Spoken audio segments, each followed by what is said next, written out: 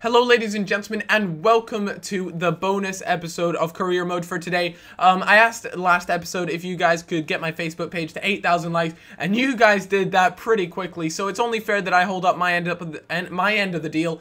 And as you guys can see, Manchester City decided to accept a bid for 24.5 million for Mario Balotelli, and it looks like he is off to Bayern Munich, and that is huge for Bayern Munich. They were also looking at one of my favorite number 9 players earlier on in the transfer window, who is Falcao, and it would be amazing if he got them. I don't know if he did go to Bayern, but I know they were looking at him, and could you imagine that? Gomez, Balotelli, Falcao, those three strikers at Bayern Munich, that would be incredible. But as you guys know, I was very interested in this left back here, 72 overall, only aged 18, so he had a lot of potential left in him, and I decided to offer him 6,000, which was asking for 4 years, and I actually didn't specify I didn't specify the squad role because I didn't want to complicate things, and I do know that I'll be rotating the left backs and right backs quite a bit, so I didn't want to put a particular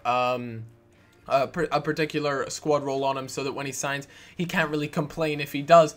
But Graniero, there was a 4.1 million bid from Newcastle United for Graniero, but I was like, as always, you know, I do like to hit them with a counter offer, so I hit them with 6 million to see if he'd go after them. You know, he's only age 26 and he could still go on probably to around the 80 rated marker, so for that reason I felt as though he was worth around that, and it's always worth trying it out. There's no harm in it unless you go obviously way over the mark and eventually they'll just be like no. But fortunately for me, Newcastle were feeling very generous and decided to match my 6 million you know, price tag on Graniero, and they decided to go ahead and pick him up. So it is now down to the contract offers, and it'll be interesting to see if Graniero does move over to Newcastle United. But, you know, due to our last year's success, you know, we came 8th place, and it looks like we secured ourselves a spot in the Euros, which is awesome. And you guys will get to see some gameplay of me playing some of the Euro games, which will be awesome. But unfortunately, the left back Mbaye decided to reject the first offer, so I decided to make him an important first team player, and I'll put the 5% bid on him because I do plan on having him as my starting left back because I feel as though he's got a lot of potential, and the more I play him in the starting team, the quicker that's going to happen. So as you guys can see, he was very impressed with that, and he was more than happy to accept it. So I accepted that offer, and that moves our transfer budget all the way down to 2.7 million. But if that Graniero deal goes through, then that'll bump it up really nicely to around, you know, the 5 million marker, because whenever you do these sort of things, you won't get the full amount that he goes for. But as you guys can see, Aston Villa were interested in Farland. I smacked another counter offer of 5.3 million on him just to see what would happen. But we had our first game of the season coming up, and it looked like Baines had handed in a transfer request, and instantly I was like, whoa, I'm definitely interested in this, just to take a look at the guy. And because he, you know, you guys know I'm looking to make my strengthen my back four, and I was really interested in him. He's age 28, which kind of, you know, didn't really interest me too much, and he was never going to improve that much more, so I decided I'd just leave it. You know, I had just picked up the Mbaye, and I said he was going to be an important first team player, so I did feel as though there wasn't too much need, but it was just interesting to see the fact that Baines had added in a transfer request. So this is the team I decided to put out. I went for a 4-2-2-2 formation for my very first game up against West Brom at home. As you guys can see, they had Angan there. Angan is actually a really solid player. I played him a couple times. I've used him in Ultimate Team as well, and he's a very good player. El Shaarawy scores on his debut in the 10th minute, and that was extremely promising. I was really excited to see that. That looked awesome.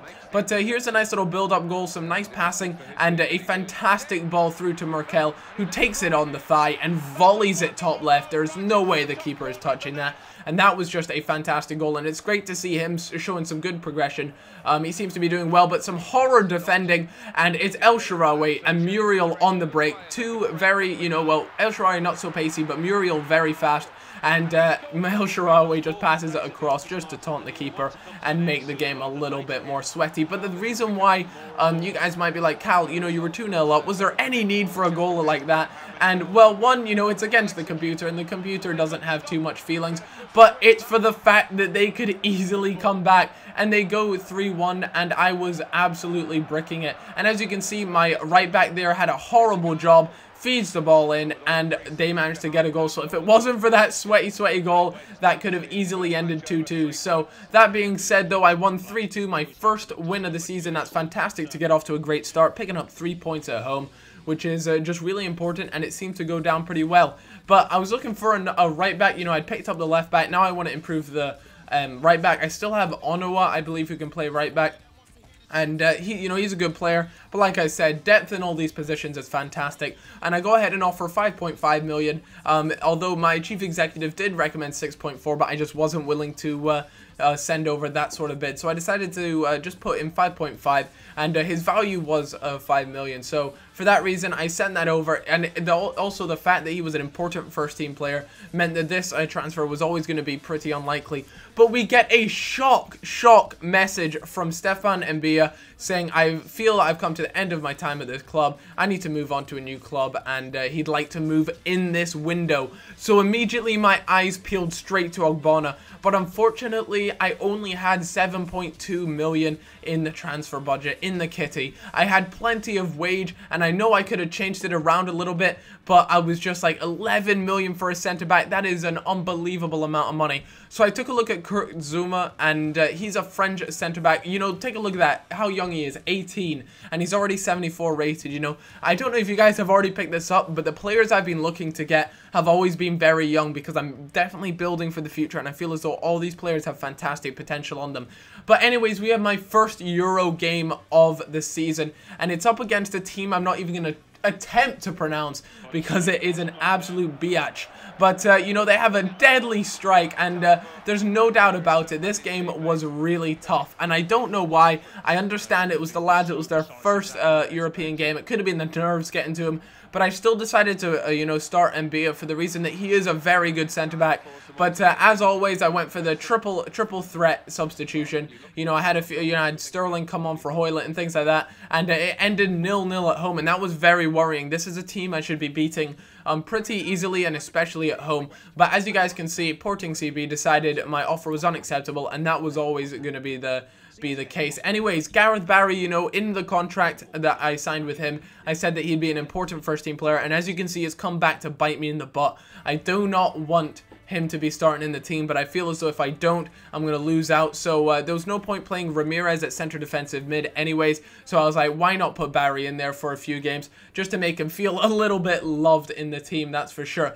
I had my game up against Swansea next, but you guys are going to have to wait until next episode to see that. The mighty Swansea, and as you guys can see, they decided to slap a slightly bigger price tag on Kurt Zuma. They obviously know that he's got a lot of potential on him, and he is only 18, so I decided to hit him back with a 5.5 million bid, leaving my transfer budget slightly thin while it was feeling a bit thin. But Liverpool decided to come in and put a bid on for Stefan Mbia, and I decided that I'd counter offer them for around the 9 million marker.